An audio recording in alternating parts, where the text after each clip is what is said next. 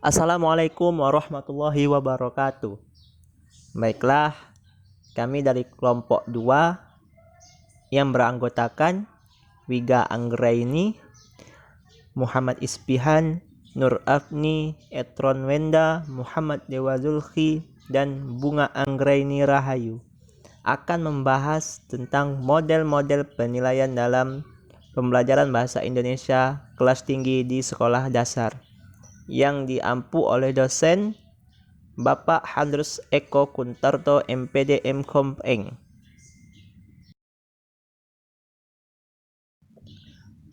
Perencanaan penilaian. Taksonomi sebagai pengarah. Revisi taksonomi Bloom tentang tujuan pendidikan oleh Anderson dan Krathwohl 2001 memberikan kerangka untuk mengidentifikasi dan menyiapkan 3 hal berikut ini.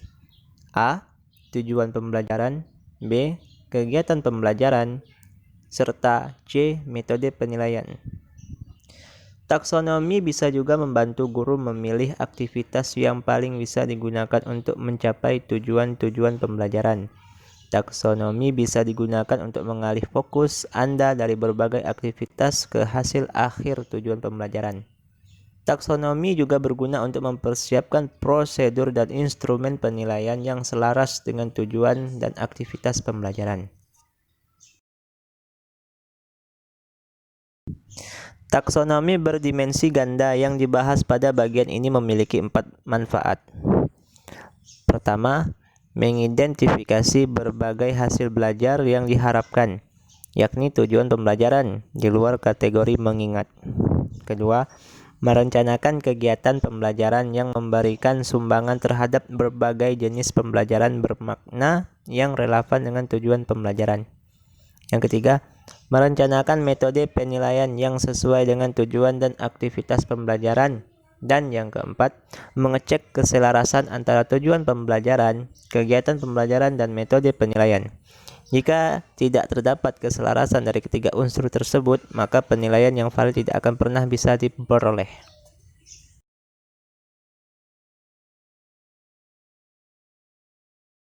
Peranan tujuan pembelajaran.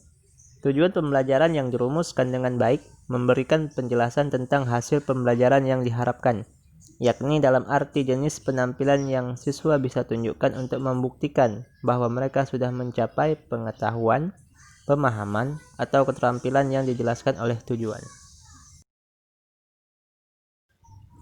Prosedur yang bermanfaat adalah merumuskan tujuan umum yang difokuskan pada hasil belajar yang lebih luas, kemudian mendefinisikan masing-masing tujuan umum ke dalam tujuan yang lebih khusus. 1. Memahami konsep-konsep ilmiah. Menjelaskan konsep dengan menggunakan kata-katanya sendiri, memberikan contoh tentang konsep yang baru, membedakan konsep dari konsep ilmiah yang mirip, menjelaskan peranan konsep dalam memahami event ilmiah, menggunakan konsep dalam pemecahan masalah.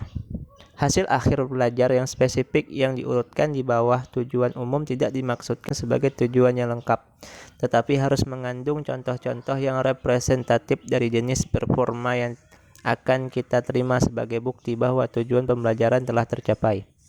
Hasil akhir belajar yang bersifat khusus akan bervariasi juga dengan bidang prestasi.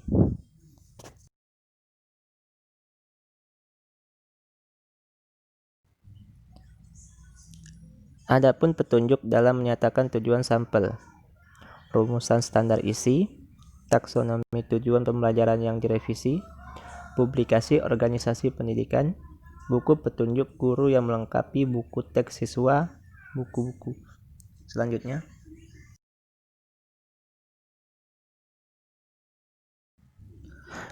mengevaluasi daftar tujuan yang final. Sudahkah semua hasil akhir pembelajaran dicantumkan? Apakah tujuan-tujuan pembelajaran itu selaras dengan tujuan kurikulum? Apakah tujuan pembelajaran sesuai dengan tingkat kecapaian siswa? Apakah tujuan pembelajaran itu sesuai dengan waktu, materi, dan fasilitas yang tersedia? Apakah tujuan itu sudah mendukung pembelajaran bermakna yang berguna dalam dunia nyata?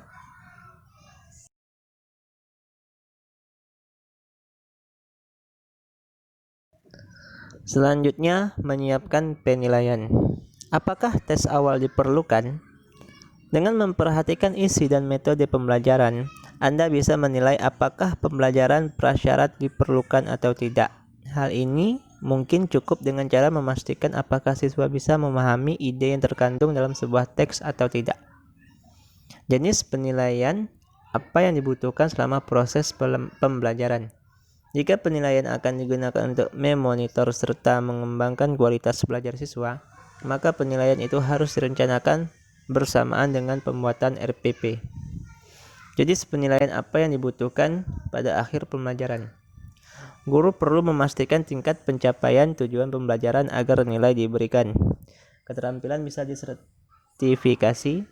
Penilaian ini hampir tidak memberikan kesempatan kepada siswa untuk memperbaiki kualitas belajarnya. Namun umpan balik bisa membantu siswa memahami kekuatan serta kelemahannya.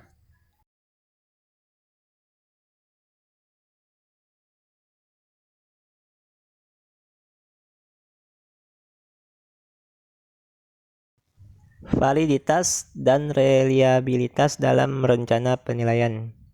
Validitas suatu instrumen penilaian bisa didefinisikan sebagai ketepatan dan bermaknaan kesimpulan yang kita buat berdasarkan hasil penilaian untuk penggunaan yang dimaksud. Jika kita ingin mengetahui apakah siswa bisa mengoperasikan komputer, maka suruhlah dia mengoperasikan komputer. Pada setiap kasus tersebut, setiap tugas yang diberikan itu memiliki validitas tampilan, disebut face validity. Namun, validitas tampilan itu tidaklah sesederhana yang kita lihat. Dalam penilaian performa siswa, masalah khusus dihadapi pada saat mendefinisikan aspek yang dinilai, bagaimana performa yang dinilai, serta dalam menentukan sampel performa yang representatif. Baik, validitas maupun reliabilitas bisa dibuat pada saat menyiapkan prosedur penilaian. Apabila kita mendefinisikan dengan jelas hasil pembelajaran yang dimaksud, mendefinisikan bidang capaian yang akan dinilai, serta memilih seperangkat alat ukur penilaian yang representatif dan relevan, maka berarti kita sudah menyiapkan kesimpulan yang valid untuk pembelajaran. Next, pengertian penilaian autentik. Munculnya konsep penilaian autentik di awal 1990-an sebagai wujud ketidakpuasan para ahli terhadap kelemahan-kelemahan tes objektif, terutama untuk menilai kemampuan kognitif tingkat tinggi dalam melakukan sesuatu di kehidupan yang sesungguhnya atau real world setting. Yusuf 2015. Adapun Lin and Gronlund 1995 menyatakan bahwa authentic assessment is an type of alternative assessment done in a real world setting, yang berarti bahwa penilaian autentik itu adalah sejenis penilaian alternatif yang dikerjakan di dalam setting dunia nyata. Ciri-ciri penilaian autentik: real life and ongoing. Kriteria yang akan digunakan dimengerti, valid dan reliable.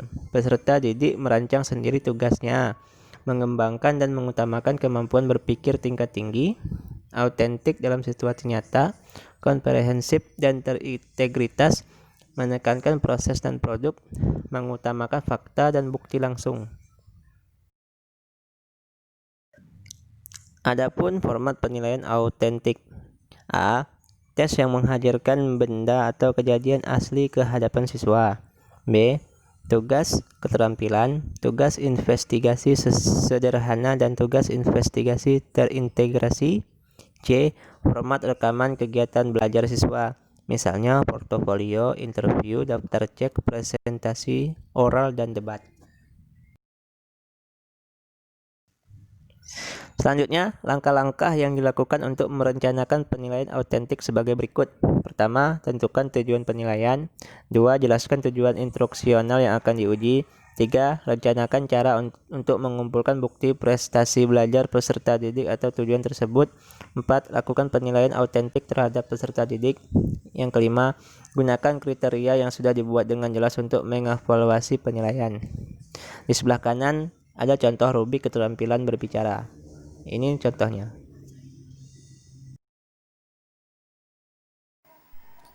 Penilaian autentik dalam pembelajaran bahasa Indonesia.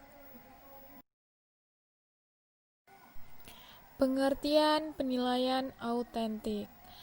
Penilaian adalah suatu proses pengumpulan dari pencapaian pembelajaran siswa atau kegiatan menafsirkan atau mendeskripsikan untuk mengambil keputusan tentang nilai dengan menggunakan informasi yang diperoleh melalui pengukuran hasil belajar, baik yang menggunakan tes maupun non-tes, dan mengetahui atau menguji apakah proses kegiatan, keluaran suatu program telah sesuai dengan tujuan atau kriteria yang telah ditentukan.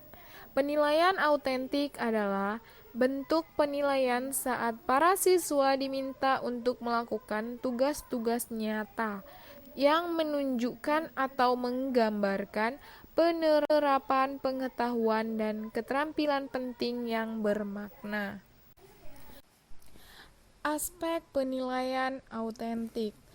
Menurut Valencia, Hibbert, dan Aflerbach, dalam Paris dan Iris tahun 1995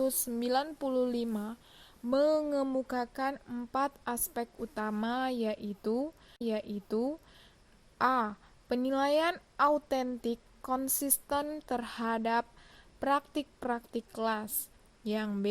Penilaian autentik mengumpulkan berbagai bukti dari pembelajaran siswa dari berbagai kegiatan, tidak sekadar berdasar pada tes tunggal atau contoh semata dari pengetahuan siswa. Penilaian autentik melibatkan pengumpulan bukti selama beberapa saat dari berbagai kegiatan akademik.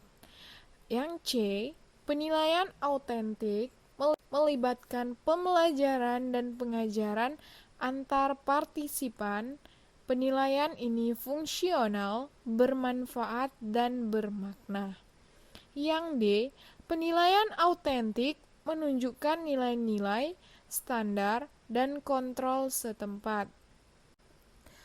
Prinsip penilaian autentik ada penilaian terpadu dalam kegiatan belajar mengajar, ada mengembangkan strategi yang sesuai agar penilaian dapat berfungsi sebagai cermin diri. Yang pertama yaitu ada tentukan tujuan berbagai strategi penilaian yang menyediakan berbagai jenis informasi tentang memberi balikan kepada peserta didik dan mengamati kemajuannya. Yaitu yang mempertimbangkan berbagai kebutuhan tujuan instruksional yang akan diuji, mengembangkan dan menyediakan sistem perencanaan yang bervariasi bukti dalam pengamatan kegiatan belajar didik atas tujuan tersebut. Yang terakhir, menggunakan cara dan alat penilaian yang bervariasi.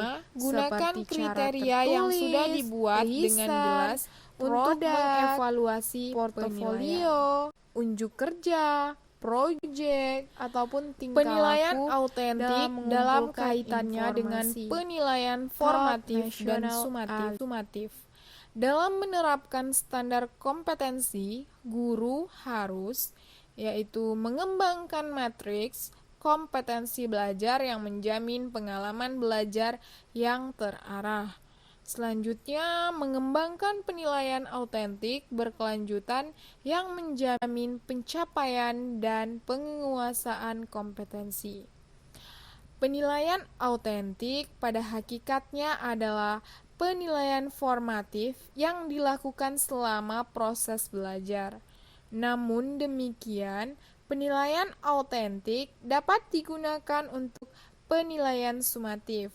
Maka, bila akan dilakukan hal ini, dibutuhkan periode mana yang akan dijadikan sebagai satu masa penilaian utuh.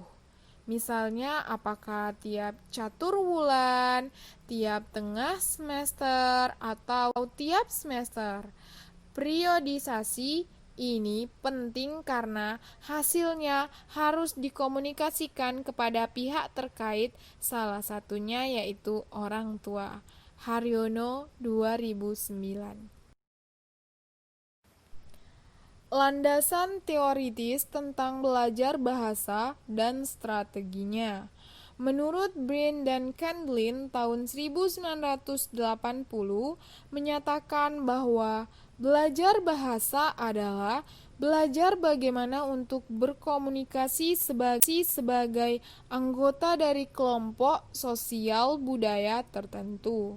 Dalam belajar bahasa, diperlukan strategi tertentu agar pembelajaran menjadi efektif dan efisien. Rubin dalam Mokhtari 2007 menjelaskan bahwa strategi pembelajaran bahasa adalah strategi yang secara langsung atau tidak langsung memfasilitasi perluasan sistem bahasa. Strategi pembelajaran bahasa adalah tindakan atau teknik tertentu untuk mempengaruhi sikap peserta didik dan cara peserta didik dalam mengatur atau mengintegrasikan pengetahuan baru dalam belajar bahasa. Selanjutnya yaitu landasan pedagogis. Menurut teori behaviorisme, seorang behavioris menganggap bahwa perilaku berbahasa yang efektif merupakan hasil respons tertentu yang dikuatkan.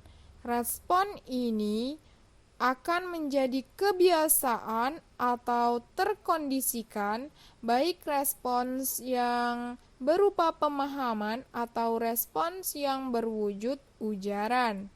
Selanjutnya, menurut teori nativisme, istilah nativisme dihasilkan dari pernyataan mendasar bahwa pembelajaran bahasa ditentukan oleh bakat, bahwa setiap manusia yang dilahirkan sudah memiliki bakat untuk memperoleh dan belajar bahasa. Menurut golongan ini, belajar bahasa pada hakikatnya hanyalah proses pengisian detail kaidah-kaidah atau struktur ataupun aturan-aturan bahasa ke dalam LAD yang sudah tersedia secara alamiah pada manusia tersebut. Dan yang terakhir, menurut teori kognitivisme, pendekatan kognitif dalam belajar bahasa lebih menekankan kepada pemahaman, proses mental, atau pengaturan dalam pemerolehan dan memandang anak sebagai seseorang yang berperan aktif dalam proses belajar. Manfaat penilaian autentik. Yang pertama, memungkinkan dilakukannya pengukuran secara langsung terhadap kinerja peserta didik sebagai indikator capaian kompetensi yang dibelajarkan. Yang kedua, memberikan kesempatan peserta didik untuk mengkonstruksikan hasil belajarnya. Peserta didik diminta untuk mengkonstruksikan hal yang telah diperoleh ketika mereka dihadapkan pada situasi konkret. Dan yang ketiga, memungkinkan terintegrasikannya kegiatan pengajaran, belajar, dan penilaian menjadi satu paket kegiatan yang terpadu.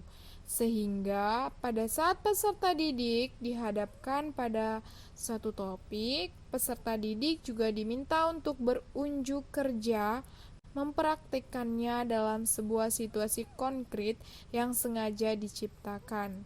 Dan yang keempat, memberikan kesempatan peserta didik untuk menampilkan hasil belajarnya. Perbedaan utama antara penilaian autentik dengan penilaian konvensional atau tes. Penilaian autentik merupakan proses pengumpulan berbagai data yang bisa memberikan gambaran perkembangan belajar siswa. Pembelajaran yang benar memang seharusnya ditekankan pada upaya membantu siswa agar mampu sesuatu, bukan ditekankan pada diperolehnya sebanyak mungkin informasi di akhir periode pembelajaran. Kemajuan belajar dinilai dari proses, bukan melulu dari hasil, dan dengan berbagai cara. Tes hanyalah salah satunya, itu merupakan hakikat penilaian yang sebenarnya. Teknik yang digunakan dalam penilaian autentik. Yang pertama adalah penilaian kinerja, yang kedua ada wawancara lisan, yang ketiga pertanyaan terbuka, yang keempat menceritakan kembali teks atau cerita, yang kelima portofolio, dan yang terakhir atau yang keenam yaitu proyek. Piranti yang digunakan dalam penilaian autentik. Yang A. Penilaian kompetensi sikap. Penilaian kompetensi sikap dilakukan melalui observasi, penilaian diri, penilaian teman sejawat oleh peserta didik, dan jurnal. Yang B. Penilaian kompetensi pengetahuan. Penilaian pengetahuan melalui tes tulis, tes lisan, dan penugasan. Yang C. Penilaian kompetensi keterampilan. Penilaian kompetensi keterampilan dapat pendidik lakukan melalui penilaian kinerja dalam mendemonstrasikan kompetensi tertentu, seperti ada tes praktik, proyek, ataupun portofolio. Nah, untuk rubrik penilaian, pada penilaian autentik menggunakan pendekatan penilaian acuan kriteria untuk menentukan nilai capaian subjek didik. Rubrik dapat dipahami sebagai sebuah skala penyekoran yang diperoleh untuk menilai kinerja subjek didik untuk tiap kriteria terhadap tugas-tugas tertentu. Mueller 2008. Untuk contoh rubrik penilaian kemampuan berpidato dapat dilihat seperti di samping.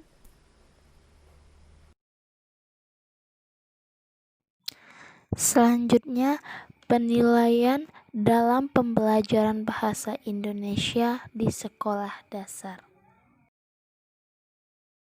Penilaian atau biasa disebut dengan asesmen adalah penerapan berbagai cara dan penggunaan beragam alat penilaian untuk memperoleh informasi tentang sejauh mana hasil belajar siswa atau ketercapaian kompetensi rangkaian kemampuan siswa.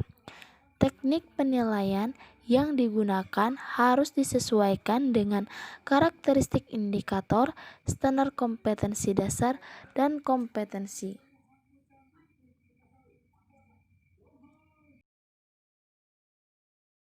Selanjutnya itu penilaian memiliki fungsi sebagai berikut.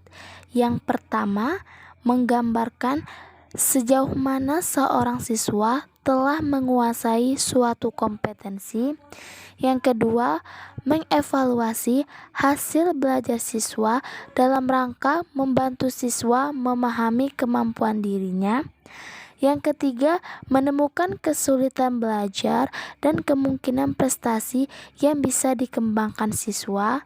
Yang keempat, menemukan kelemahan dan kekurangan proses pembelajaran yang sedang berlangsung guna perbaikan proses pembelajaran berikutnya.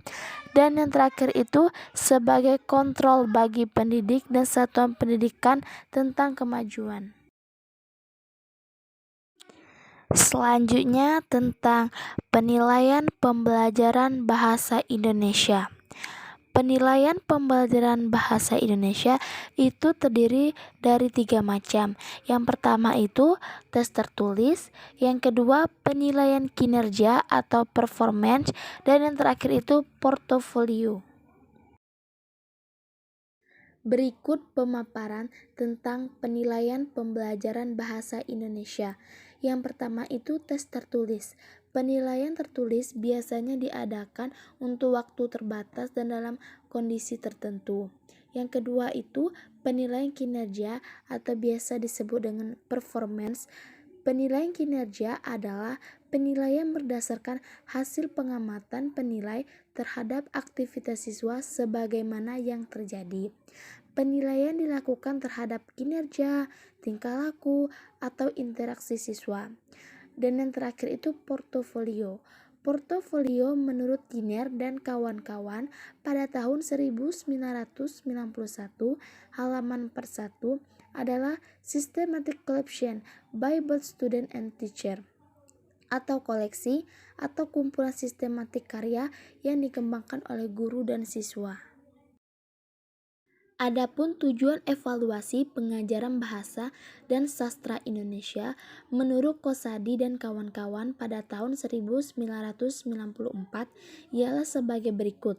Yang pertama, memperoleh data tentang tingkat kecepatan dan ketepatan siswa menyerap informasi yang disampaikan. Yang kedua, memperoleh data tentang taraf kemampuan dan keterampilan berbahasa dan bersastra setelah kegiatan belajar mengajar. Yang ketiga, mengukur keampuhan dan ketepatan program pengajaran yang dilaksanakan. Yang keempat, memperoleh umpan balik yang akan digunakan sebagai bahan untuk melakukan perubahan dan perbaikan pada program berikutnya.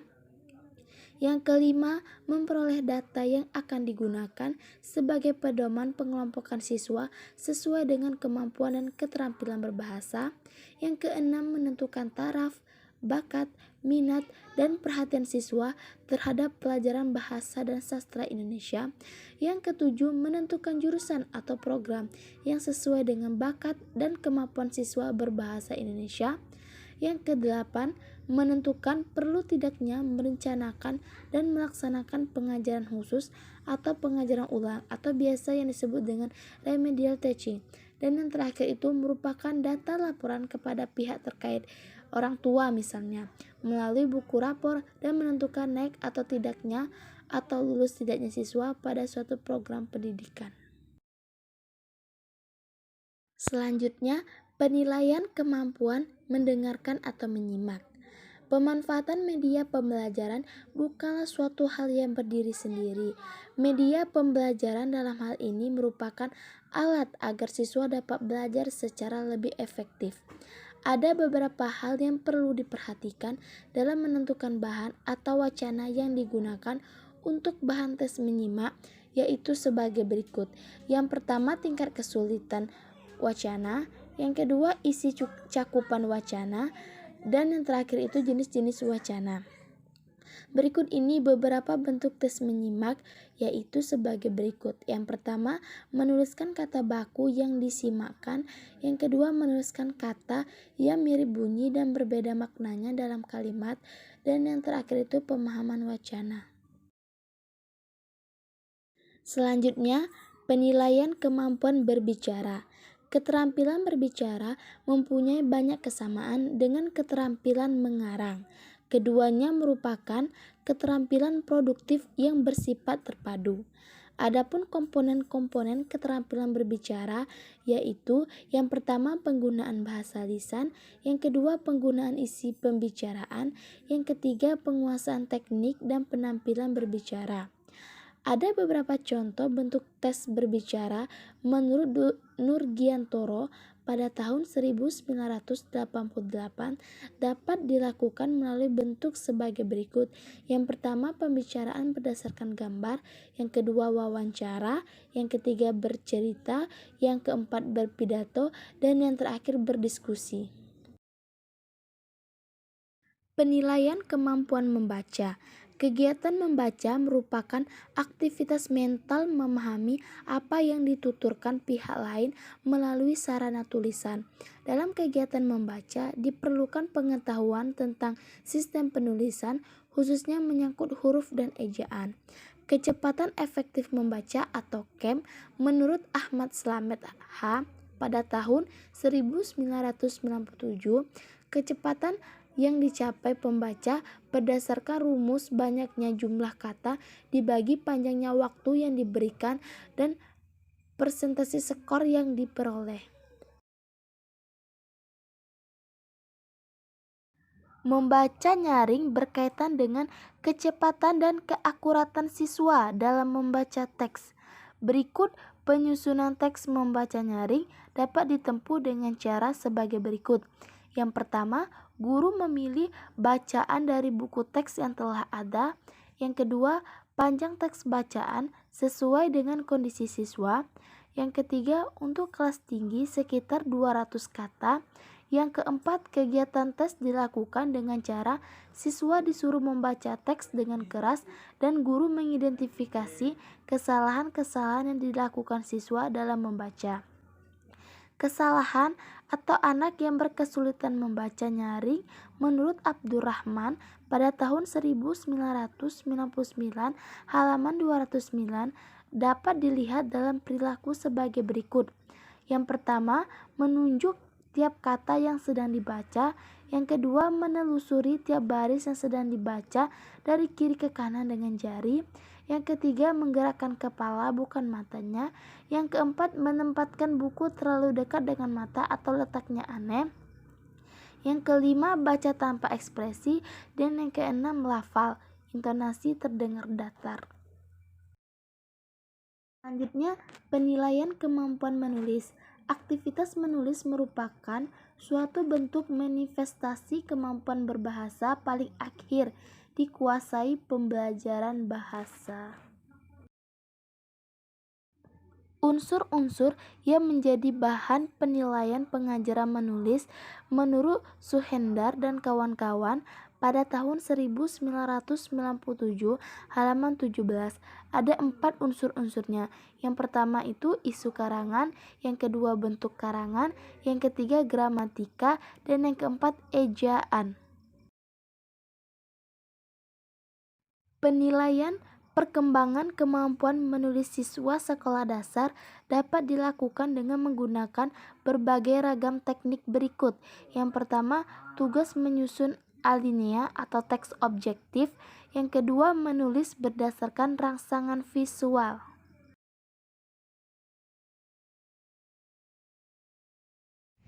Setelah kita mempelajari penilaian dalam pembelajaran bahasa Indonesia di sekolah dasar, maka selanjutnya kita akan membahas mengenai model penilaian bahasa Indonesia dalam pelaksanaan kurikulum sekolah dasar.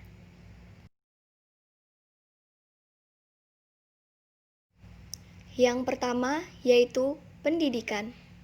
Pendidikan adalah usaha sadar dan terencana untuk mewujudkan suasana belajar dan proses pembelajaran agar peserta didik secara aktif mengembangkan potensi dirinya untuk memiliki kekuatan spiritual keagamaan, pengendalian diri, kepribadian, kecerdasan, akhlak mulia, serta keterampilan yang diperlukan dirinya, masyarakat, bangsa, dan negara. UU SPN 2003.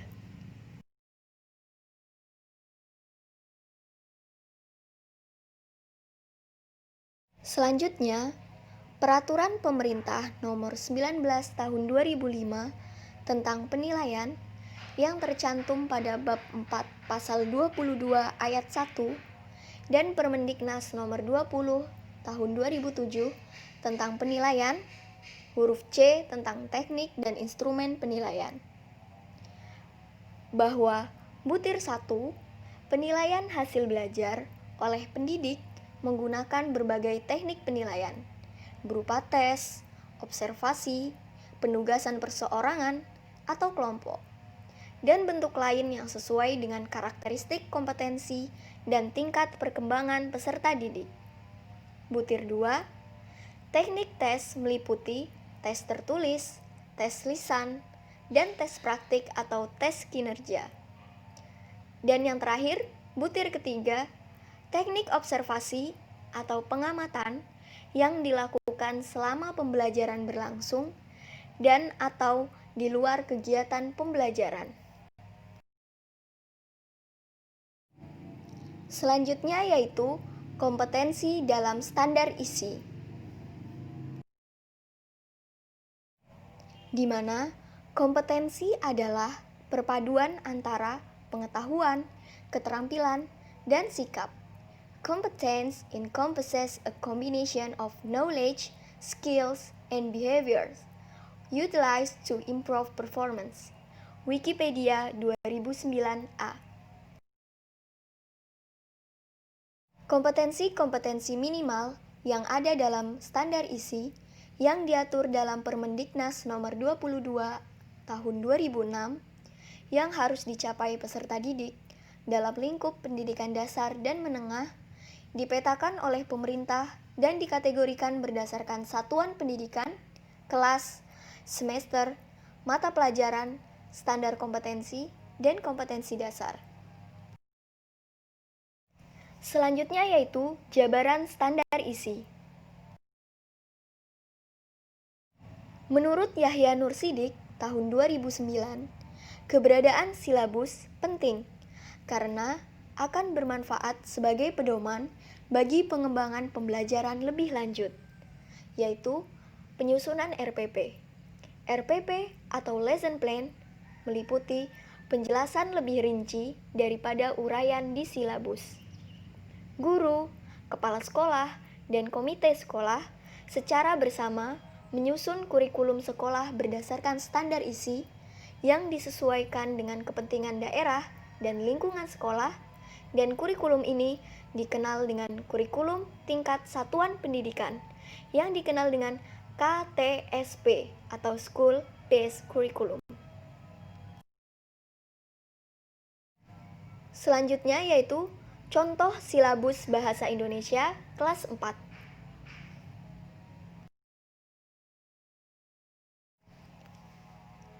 Di sini terdapat semester, yaitu semester 1, kemudian waktu 2 kali 30 menit, kemudian aspek, yaitu mendengarkan, berbicara, membaca, dan menulis. Kemudian tujuan pembelajaran, peserta didik dapat memahami dan menjelaskan secara lisan dan tulisan tentang denah sekolah dan kelas. Kemudian standar kompetensi. Yang pertama yaitu mendengarkan. Mendengarkan penjelasan tentang petunjuk denah dan simbol daerah atau lambang korps. Kemudian berbicara, mendeskripsikan secara lisan tempat sesuai dengan denah dan petunjuk penggunaan suatu alat. Kemudian membaca, memahami teks agak panjang, yaitu 150-200 kata, petunjuk pemakaian, makna kata dalam kamus atau ensiklopedia. Kemudian menulis, mengungkapkan pikiran, perasaan, dan informasi secara tertulis dalam bentuk percakapan, petunjuk, cerita, dan surat. Kemudian kompetensi dasar. Yang pertama, membuat gambar atau denah berdasarkan penjelasan yang didengar. Kedua, mendeskripsikan gambar atau denah secara lisan sesuai dengan denah atau gambar yang diperlihatkan. Kemudian, melakukan sesuatu berdasarkan petunjuk yang dibaca. Kemudian, menulis petunjuk untuk melakukan sesuatu atau penjelasan tentang cara membuat sesuatu. Kemudian, ada materi pembelajaran, yaitu denah sekolah dan kelas. Selanjutnya yaitu kegiatan pembelajaran. Yang pertama ada kegiatan awal. Pembelajaran dilakukan dengan mengadakan apersepsi, bertanya tentang alamat rumah mereka. Kemudian kegiatan inti yang mencakup pertama, peserta didik mendengarkan penjelasan tentang suatu denah, kemudian mereka membuat denah berdasarkan penjelasan tersebut. Kemudian peserta didik menerima denah lain yang berbeda-beda, kemudian menceritakannya secara lisan kepada teman. Kemudian secara berpasangan, peserta didik membaca petunjuk sederhana yang berbeda dengan pasangan lain untuk membuat suatu denah. Selanjutnya, denah yang dibuat dijelaskan secara lisan kepada pasangan lain. Kemudian, peserta didik ditugaskan untuk mengamati lokasi sekolah dan kelas mereka seandainya mereka masuk dari luar sekolah. Kemudian, secara individu, mereka membuat petunjuk tertulis tentang lokasi sekolah dan kelas mereka yang dianggap belum pernah datang ke sekolah mereka. Dan yang terakhir ada kegiatan akhir yang meliputi Peserta didik dan guru mengadakan refleksi tentang proses belajar yang baru dilakukan, dan peserta didik ditugaskan untuk menulis satu paragraf tentang lokasi kelas lain dengan kata dan kalimat serta tanda baca yang benar.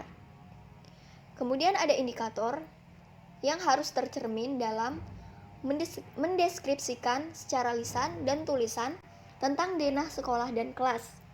Kemudian memahami teks tertulis tentang denah dengan menjawab beberapa pertanyaannya. Kemudian ada aspek penilaian, yaitu tes lisan dan tes tulis. Kemudian ada metode pembelajaran, yaitu ceramah dan penugasan. Dan yang terakhir ada sumber belajar, yaitu ada gambar denah dan buku bahasa Indonesia kelas 4. Selanjutnya yaitu kegiatan pembelajaran. Ada beberapa karakteristik kegiatan pembelajaran yang berpusat pada peserta didik. Antara lain, yang pertama, guru lebih berperan sebagai fasilitator dalam kegiatan pembelajaran daripada sebagai penyaji pengetahuan. Kedua, pengelolaan kelas yang lebih kondusif terhadap kegiatan dan interaksi peserta didik yang mengarah pada pengalaman belajar yang produktif.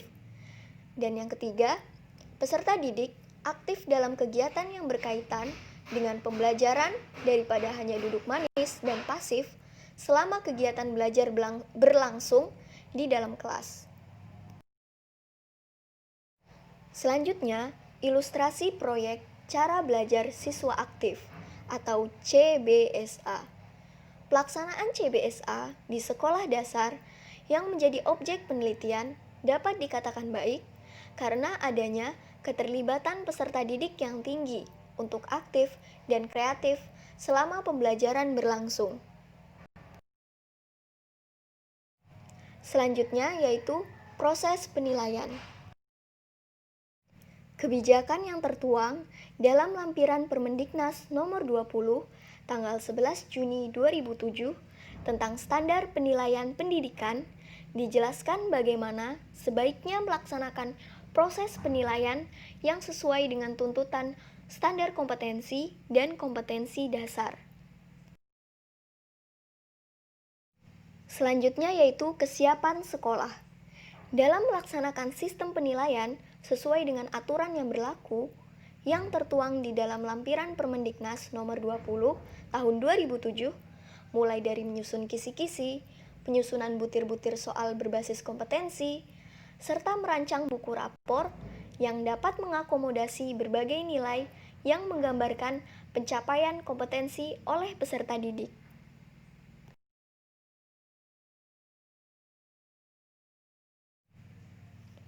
Selanjutnya yang terakhir yaitu keanekaragaman format rapor sekolah. Di sini ada 3 model. Yang pertama yaitu penampilannya sangat sederhana, hanya meliputi 1 angka untuk 1 mata pelajaran serta nilai rata-rata kelas. Dan ini model yang telah berlaku secara nasional selama bertahun-tahun, sebelum ada KBK 2004 dan SI 2006. Kemudian model yang kedua meliputi kriteria ketuntasan minimal atau KKM. Kolom KKM terdiri dari nilai yang ditentukan oleh guru atau pihak sekolah pada awal tahun akademik sebelum pelayanan proses belajar berlangsung berdasarkan professional judgment. Kemudian yang terakhir yaitu nampak lebih kompleks namun dapat menggambarkan beberapa pencapaian kompetensi peserta didik sehingga dapat dikatakan lebih transparan. Apalagi model tersebut mencantumkan aspek kinerja atau psikomotor peserta didik untuk setiap mata pelajaran. Berakhirnya materi tadi, maka berakhir pula pembelajaran kita kali ini. Terima kasih, mohon maaf jika ada kesalahan. Semoga pembelajaran ini dapat bermanfaat bagi kita semua. Akhir kata, wassalamualaikum warahmatullahi wabarakatuh.